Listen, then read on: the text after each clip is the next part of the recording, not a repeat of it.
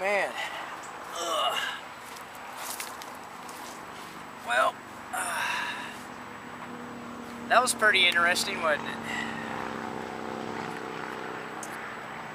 When you finally get home with your berries, if I wouldn't have, had to do a little bit more surveying and looking around, because some of them are kind of hard to find and you got to walk through some things.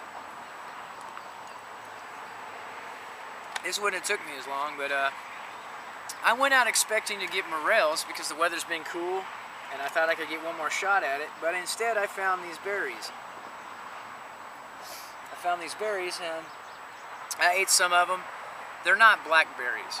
Okay, blackberries are a little bit bigger, longer, about the size of my thumb where I'm from, and they're longer.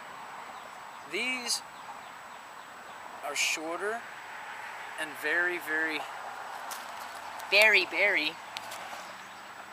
See, this is where I'm getting at. They're shorter. Where I'm from, they're, well, they're about as long as my thumb, and these are more like a raspberry, which is a short stuff. And they're not black. As you can tell, my finger is purple. Okay, so as they ripen, they turn purple. This just looks black. And they don't taste like blackberries, they taste like raspberries. I've had some from the store before, and these are actually better, no doubt. But yeah, this didn't take very long to pick when you find a good batch of them. And we're going to get to go back a couple more times as they ripen. This is the first fruits. We get to go back 2 more times. And I found more. So, and that doesn't mean there might not be more across the street. I hiked all the way here from Texas. And like I said, I'm in the central Missouri area outside of Columbia in an area place that was founded by Smiths and Munros towards Friendly. It's called Friendly. And I'm outside of the city. I don't like the city. It's an educational facility, basically, and they're there to learn because they don't know anything. So when you go there for stuff, guess what you're going to run into? A bunch of know-nothings. Out here is the real education. I mean, because you actually get hands-on experience, and you get to eat and travel and see some things, and you get to use your hands and your brain and get exercise and things like that and fresh air, and you get to get outside the box because they're all in the box carrying a bunch of books around. So without taking up too much of y'all's time, I really appreciate y'all hanging out with me, and I hope y'all learned something.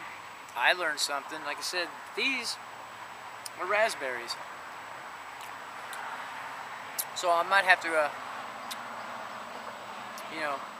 figure out some way to edit my video so I can go raspberry. But anyhow,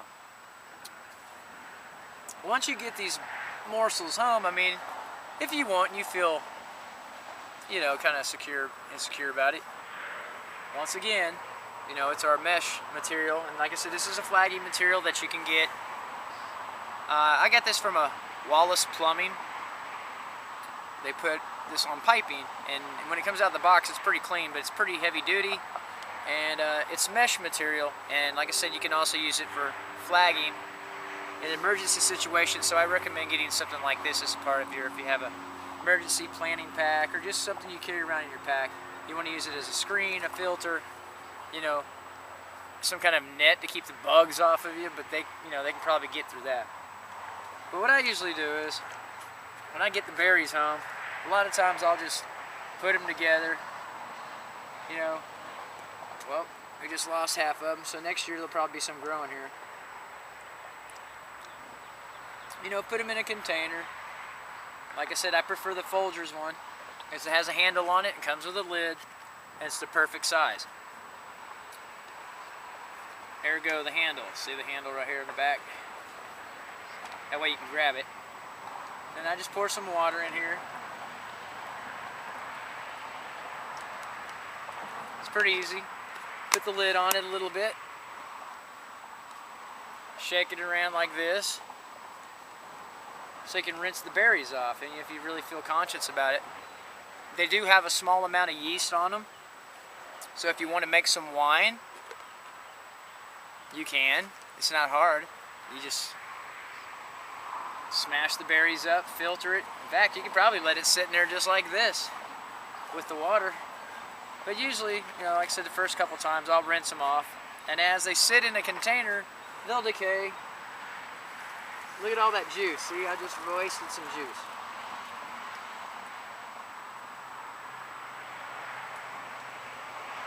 So you just rinse them off. There you go.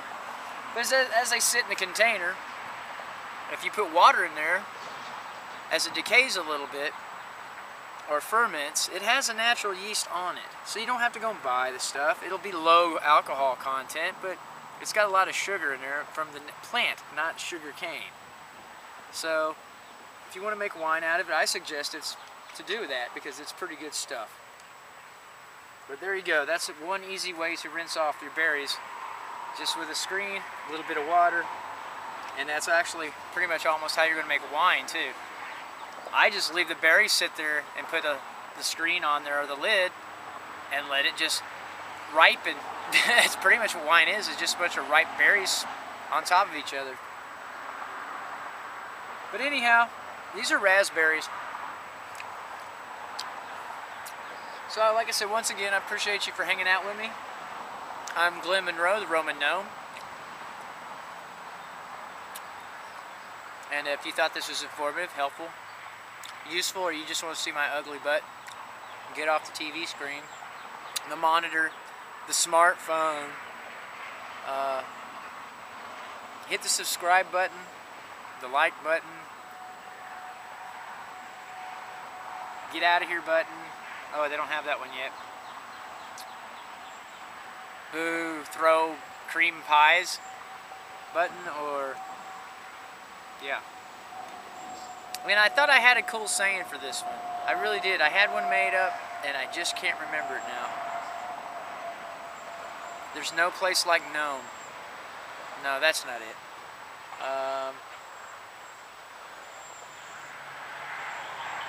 Oh yeah, you know me. I'm always up to something fruitful. So, yeah, if you have any questions or need some help, or you live locally, or want me to bring you some of these morsels, I mean, they're all over the place. Yeah, holler at me. Comment. Write me a letter. Swing by the house. Email me. Oh, wait, I don't live in a house. I live outdoors. I'm always expecting guests, but none ever show up. So anyhow, with that, you guys have a very nice day. Okay?